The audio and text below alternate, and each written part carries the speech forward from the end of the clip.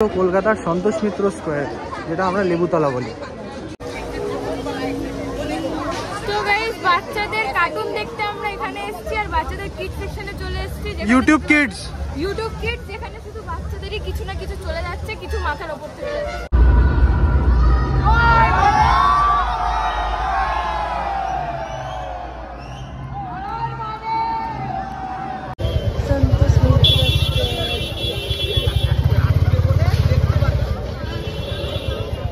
রিলসে না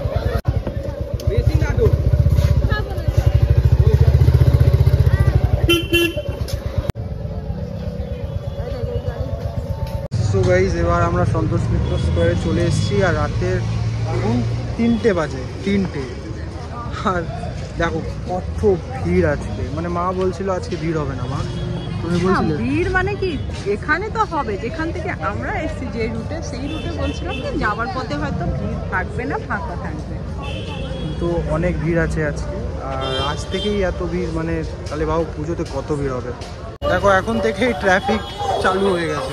আর কাল থেকে এখানে পা রাখার জায়গা পর্যন্ত পাবে না, মানে এত ভিড় হবে যে মানে কল্পনা করা যাবে না যে এত ভিড়।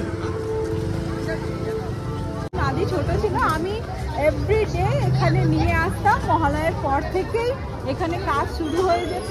হ্যাঁ, আর আমি ওকে ডেইলি এভরিডে এখানে আমি এই পার্কে নিয়ে আসতাম ওকে। সবাই সুইমিং করতো, সুইমিং দেখাতাম, আর রোজ ঘোরাতে নিয়ে আসতাম। আজ এত বড় হয়ে গেছে, আবার এখানে ঠাকুর দেখতে আসছি। বাবু একটা জল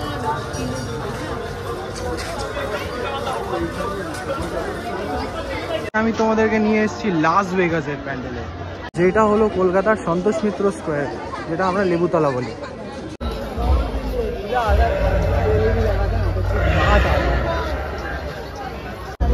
তো এটাই দেখতে এসেছিলাম আমরা,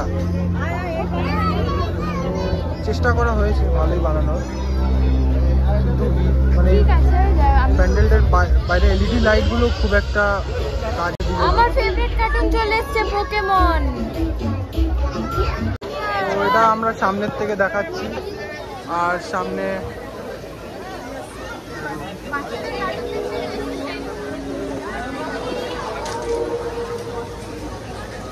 এখানে দাঁড়া, এখানে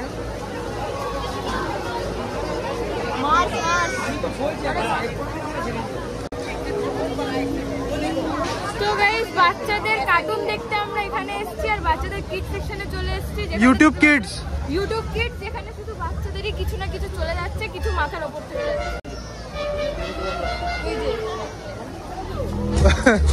क्या है भाई, क्या है ये देखने के लिए हम लोग इतने दूर आए थे। দাঁড়িয়ে আছি সন্তোষ মিত্র স্কোয়ারের ঠিক এই স্পিয়ারের নিচে। তোমরা দেখতেই পাচ্ছ আমার পেছনে স্পিয়ারটা। কত রেটিং দেবে?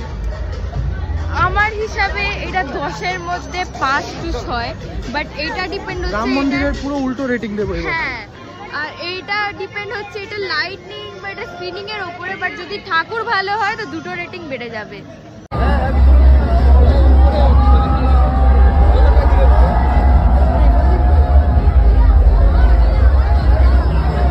তোরা তো আওয়াজ কিসের হচ্ছে?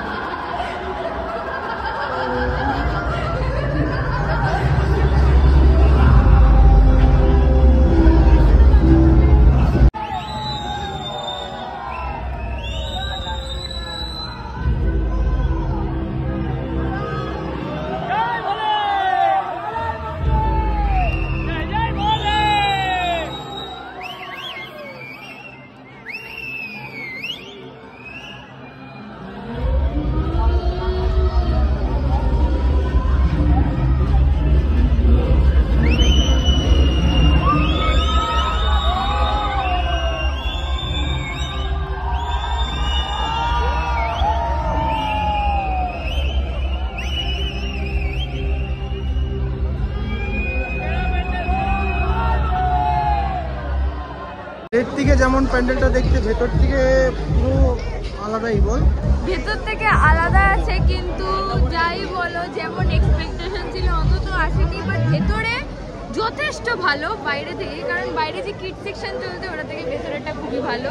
যে শিবজির রোল করেছে তাকে কিন্তু খাওয়া দাওয়া দেওয়া হয়নি। এক্স্যাক্টলি, পাতলা ছিল, রোগা। সবচেয়ে বড় ব্যাপার যে মানে অ্যাটলিস্ট মানে এটা ভেতরে মহলায় দেখানো হচ্ছিল, মহালয়ায় দেখেছে যে দুটোটা দেখেছে, আর এর থেকে বেশি কিছু ছিল না। তো চ্যানেলটা সাবস্ক্রাইব করে দিও গাইস, দেখা হচ্ছে আবার নেক্সট ব্লগে, তার জন্য গুড নাইট।